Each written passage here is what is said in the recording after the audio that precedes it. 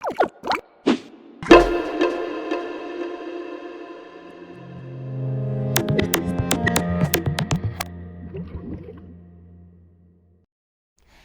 ക്ലാസ്സിലെ വിദ്യാർത്ഥി സുഹൃത്തുക്കൾക്ക് ഇന്നത്തെ സോഷ്യൽ സയൻസിൻ്റെ ക്ലാസ്സിലേക്ക് സ്വാഗതം. നമ്മളിന്ന് പഠിക്കാൻ പോകുന്നത് 6ാമത്തെ അധ്യായമായ ഭൂപടങ്ങൾ വായിക്കാം എന്ന പാഠഭാഗത്തെക്കുറിച്ചാണ്. ടെക്സ്റ്റ് ബുക്കിലെ ഈ വിവരണം നിങ്ങൾ വായിച്ചിട്ടുണ്ടായിരിക്കുമല്ലേ? 1999 മെയ് മാസം 7-ാം തീയതി യൂഗോസ്ലോവിയയിലെ ബെൽഗ്രേഡിലുള്ള ചൈനീസ് നയതന്ത്ര കാര്യാലയം ബോംബാക്രമണത്തിൽ തകർന്നു. 3 നയതന്ത്ര ഉദ്യോഗസ്ഥർ കൊല്ലപ്പെടുകയും 20 പേർക്ക് പരിക്കേൽക്കുകയും ചെയ്തു. ഈ സംഭവത്തിൽ ചൈന കടുത്ത പ്രതിഷേധം രേഖപ്പെടുത്തുകയും നാറ്റോ വ്യോമാക്രമണത്തെ ശക്തമായി അപലപിക്കുകയും ചെയ്തു. ഇതേ തുടർന്ന് നാറ്റോ സൈനിക മേധാവികൾ തങ്ങൾക്ക് പറ്റിയ അബദ്ധത്തിൽ ഖേദം പ്രകടിപ്പിക്കുകയുണ്ടായി. അവർ ഉപയോഗിച്ച സൈനിക ഭൂപടം കാലഹരണപ്പെട്ടതായിരുന്നു. കാലാനുസൃതമായി പരിഷ്കരിക്കപ്പെടാത്ത ഭൂപടം ഉപയോഗിച്ചുകൊണ്ടുണ്ടായ അപകടമായിരുന്നു അത്. ബെൽഗ്രേഡിലെ സൈനിക താവളമായിരുന്നിടത്ത് ചൈനീസ് നയതന്ത്ര കാര്യാലയമാണ് ഇപ്പോൾ പ്രവർത്തിക്കുന്നതെന്ന് തങ്ങൾക്കറിയില്ലായിരുന്നു എന്നാണവർ ക്ഷമാപണത്തിൽ പറഞ്ഞത്. ഒരു ബോംബാക്രമണത്തിലുണ്ടായ പിഴവും അതിൻ്റെ കാരണവുമാണ് ഇതിലൂടെ അറിയാൻ കഴിയുന്നത്. ഇതിലൂടെ ഭൂപടങ്ങളും അതിലെ വിവരങ്ങളുടെ കൃത്യതയും എത്രത്തോളം പ്രാധാന്യമുള്ളതാണെന്ന് നമുക്ക് മനസ്സിലാക്കാൻ സാധിക്കും. വിവിധ ആവശ്യങ്ങൾക്കായി വ്യത്യസ്ത തരം ഭൂപടങ്ങൾ പ്രചാരത്തിലുണ്ട്. അവയിൽ ചിലതാണ് ഇവിടെ നൽകിയിരിക്കുന്നത്. രാഷ്ട്രീയ ഭൂപടം, സൈനിക ഭൂപടം, ചരിത്ര ഭൂപടം, ജ്യോതിശാസ്ത്ര ഭൂപടം, ഭൂവിനിയോഗ ഭൂപടം, ദിനാവസ്ഥാ ഭൂപടം. എന്തൊക്കെയാണ് ഈ ഭൂപടങ്ങളുടെ ഉപയോഗങ്ങൾ? എന്തിനാണ് രാഷ്ട്രീയ ഭൂപടം ഉപയോഗിക്കുന്നത്?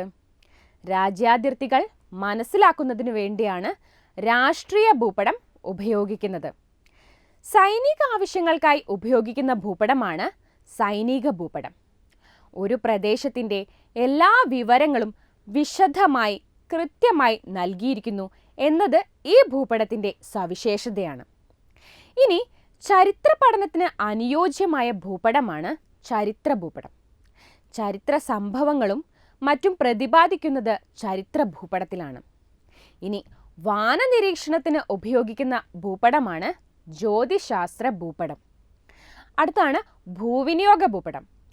ഭൂവിനിയോഗം മനസ്സിലാക്കുന്നതിന് വേണ്ടിയാണ് ഭൂവിനിയോഗ ഭൂപടം ഉപയോഗിക്കുന്നത്.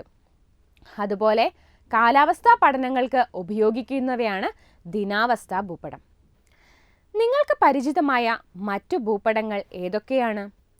ലോകരാഷ്ട്രീയ ഭൂപടം, ലോക ഭൗതിക ഭൂപടം, ഇന്ത്യ രാഷ്ട്രീയ ഭൂപടം, ഇന്ത്യ ഭൗതിക ഭൂപടം, കേരള രാഷ്ട്രീയ ഭൂപടം, കേരള ഭൗതിക ഭൂപടം. ഇനി ഇവിടെ നോക്കൂ. ഇവിടെ കേരളത്തിൻ്റെ 2 ഭൂപടങ്ങൾ നൽകിയിരിക്കുന്നു. എന്താണ് ഇവയുടെ പ്രത്യേകത? ഭൂപടം എയിൽ മണ്ണിനങ്ങളും ഭൂപടം ബിയിൽ ഭൂപ്രകൃതിയുമാണ് ചിത്രീകരിച്ചിരിക്കുന്നത്. ഈ 2 വിവരങ്ങളും ഒരേ ഭൂപടത്തിൽ ഉൾപ്പെടുത്താതിരുന്നത് എന്തുകൊണ്ടാണ്? ഒരു ഭൂപടത്തിൽ തന്നെ വിവിധ ആവശ്യങ്ങൾക്കായുള്ള വിവരങ്ങൾ ഉൾപ്പെടുത്തിയാൽ ആ ഭൂപടം ഏറെ ആശയക്കുഴപ്പങ്ങൾക്കും അവ്യക്തതകൾക്കും കാരണമായേക്കാം. അതിനാലാണ് വ്യത്യസ്തങ്ങളായ വിവരങ്ങൾ പ്രത്യേകം ഭൂപടങ്ങളിലായി ചിത്രീകരിക്കുന്നത്. ഇത്തരത്തിൽ പ്രത്യേക വിഷയങ്ങൾ പ്രതിപാദിക്കുന്ന ഭൂപടങ്ങളെ തീമാറ്റിക് ഭൂപടങ്ങൾ എന്നാണ് അറിയപ്പെടുന്നത്, അഥവാ വിഷയാധിഷ്ഠിത ഭൂപടങ്ങൾ എന്ന് പറയുന്നു. അതായത് പ്രത്യേക വിഷയങ്ങൾ പ്രതിപാദിക്കുന്ന ഭൂപടങ്ങൾ. ഇനി ഭൂപടങ്ങളെ എങ്ങനെ വർഗീകരിക്കാമെന്ന് നമുക്ക് നോക്കാം. ഭൂമിയിലെ പ്രകൃതിദത്തവും മനുഷ്യനിർമ്മിതവുമായ വിവിധ സവിശേഷതകളെ പലതരം നിരീക്ഷണങ്ങൾക്കും വിശകലനങ്ങൾക്കുമായി രേഖപ്പെടുത്തി സൂക്ഷിക്കാറുണ്ട്. ഇങ്ങനെ വിവരങ്ങൾ രേഖപ്പെടുത്തി സൂക്ഷിക്കുന്നതിനുള്ള ഏറ്റവും നല്ല ഉപാധിയാണ് ഭൂപടങ്ങൾ. ഭൂപടം നിർമ്മിക്കാനുള്ള തോത്, ഭൂപടത്തിൻ്റെ ഉപയോഗം അഥവാ ഉള്ളടക്കം എന്നിവയുടെ അടിസ്ഥാനത്തിലാണ് പ്രധാനമായും ഭൂപടങ്ങൾ വർഗീകരിക്കുന്നത്. ഉള്ളടക്കത്തിൻ്റെ അടിസ്ഥാനത്തിൽ ഭൂപടങ്ങളെ പൊതുവെ 2ആയി തരംതിരിക്കാം: ഭൗതിക ഭൂപടങ്ങളും സാംസ്കാരിക ഭൂപടങ്ങളും. ഭൂപ്രകൃതി, കാലാവസ്ഥ തുടങ്ങിയ പ്രകൃതിദത്തമായ സവിശേഷതകൾ ചിത്രീകരിക്കുന്ന ഭൂപടങ്ങളാണ് ഭൗതിക ഭൂപടങ്ങൾ അഥവാ ഫിസിക്കൽ മാപ്സ്. അതുപോലെ കൃഷി, വ്യവസായം, രാഷ്ട്രീയ അതിർത്തികൾ തുടങ്ങിയ മനുഷ്യനിർമ്മിതമായ സവിശേഷതകൾ ചിത്രീകരിക്കുന്ന ഭൂപടങ്ങളാണ് സാംസ്കാരിക ഭൂപടങ്ങൾ അഥവാ കൾച്ചറൽ മാപ്സ്. അപ്പോൾ എന്തെല്ലാമാണ് നമ്മൾ ഇന്നത്തെ ക്ലാസ്സിൽ പഠിച്ചത്? തീമാറ്റിക് ഭൂപടങ്ങൾ എന്താണെന്ന് പഠിച്ചു. ഭൂപടങ്ങൾ എങ്ങനെ വർഗീകരിക്കുന്നു എന്ന് നമ്മൾ കണ്ടു. ഉള്ളടക്കത്തിൻ്റെ അടിസ്ഥാനത്തിൽ ഭൂപടങ്ങളെ ഭൗതിക ഭൂപടങ്ങളെന്നും സാംസ്കാരിക ഭൂപടങ്ങളെന്നും തരം തിരിച്ചിരിക്കുന്നു എന്ന് നമ്മൾ കണ്ടു. ഭൗതിക ഭൂപടങ്ങളെക്കുറിച്ചും സാംസ്കാരിക ഭൂപടങ്ങളെക്കുറിച്ചും നമ്മൾ മനസ്സിലാക്കി. ഇനി അടുത്ത ക്ലാസ്സിൽ മറ്റൊരു ഭാഗത്തെക്കുറിച്ച് പഠിക്കാം.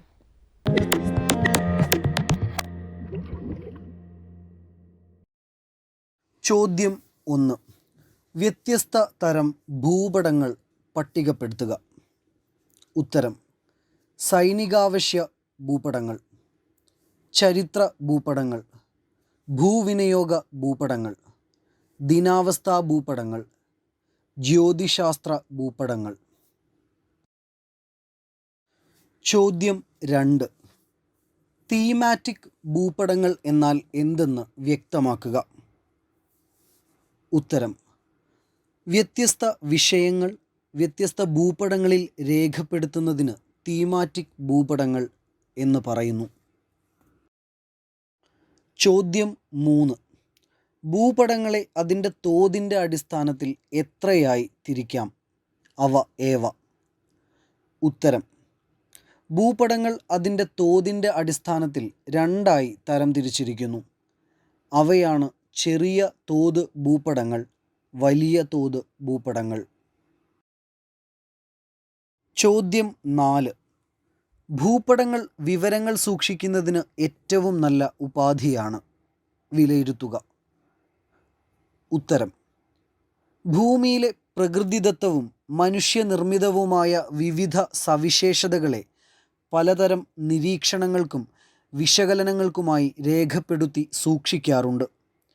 ഇങ്ങനെ വിവരങ്ങൾ രേഖപ്പെടുത്തി സൂക്ഷിക്കുന്നതിനുള്ള ഏറ്റവും നല്ല ഉപാധിയാണ് ഭൂപടങ്ങൾ. ചോദ്യം 5. ഭൗതിക ഭൂപടങ്ങൾ, സാംസ്കാരിക ഭൂപടങ്ങൾ ഇവ എന്തെന്ന് വ്യക്തമാക്കുക. ഉത്തരം: ഭൂപ്രകൃതി, കാലാവസ്ഥ തുടങ്ങിയ പ്രകൃതിദത്ത സവിശേഷതകൾ ചിത്രീകരിക്കുന്ന ഭൂപടങ്ങളാണ് ഭൗതിക ഭൂപടങ്ങൾ. കൃഷി, വ്യവസായം, രാഷ്ട്രീയ അതിർത്തികൾ മുതലായ മനുഷ്യനിർമ്മിതമായ സവിശേഷതകൾ ചിത്രീകരിക്കുന്ന ഭൂപടങ്ങളാണ് സാംസ്കാരിക ഭൂപടങ്ങൾ. ചോദ്യം 6. താഴെ സൂചിപ്പിച്ചിട്ടുള്ള ഭൂപടങ്ങൾ ഉള്ളടക്കത്തിൻ്റെ അടിസ്ഥാനത്തിൽ തരംതിരിച്ച് ഫ്ലോ ചാർട്ട് പൂർത്തിയാക്കുക. രാഷ്ട്രീയ ഭൂപടം, കാർഷിക ഭൂപടം, മണ്ണ് ഭൂപടം, വ്യാവസായിക ഭൂപടം, കാലാവസ്ഥ ഭൂപടം, നൈസർഗിക സസ്യജാല ഭൂപടം, ജ്യോതിശാസ്ത്ര ഭൂപടം, സൈനിക ഭൂപടം, ഭൂവിനിയോഗ ഭൂപടം, ഭൂപ്രകൃതി ഭൂപടം, ചരിത്ര ഭൂപടം. ഭൂപടങ്ങൾ: ഭൗതിക ഭൂപടങ്ങൾ, മണ്ണ് ഭൂപടം, ജ്യോതിശാസ്ത്ര ഭൂപടം, കാലാവസ്ഥാ ഭൂപടം, ദിനാവസ്ഥാ ഭൂപടം. സാംസ്കാരിക ഭൂപടങ്ങൾ: രാഷ്ട്രീയ ഭൂപടം, കാർഷിക ഭൂപടം, സൈനിക ഭൂപടം, വ്യാവസായിക ഭൂപടം. ചോദ്യം 7. ചുവടെ നൽകിയിട്ടുള്ള കേരളത്തിൻ്റെ ഭൂപടങ്ങൾ താരതമ്യം ചെയ്ത് വിവരങ്ങൾ ക്രോഡീകരിക്കുക.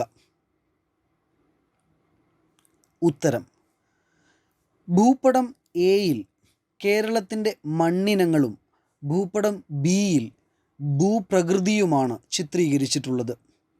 കേരളത്തിൻ്റെ ഭൂപ്രകൃതി വിഭാഗങ്ങളും മണ്ണിനങ്ങളും വ്യത്യസ്ത ഭൂപടത്തിൽ ചിത്രീകരിച്ചത് വ്യക്തമായ ആശയങ്ങൾക്കും വിവരങ്ങൾക്കും വേണ്ടിയാണ്. ഭൂപടം ബിയിൽ കേരളത്തിൻ്റെ ഭൂപ്രകൃതിയെ 3ആയി തരംതിരിച്ചത് കാണാം. അവ മലനാട്, ഇടനാട്, തീരപ്രദേശം എന്നിങ്ങനെയാണ്.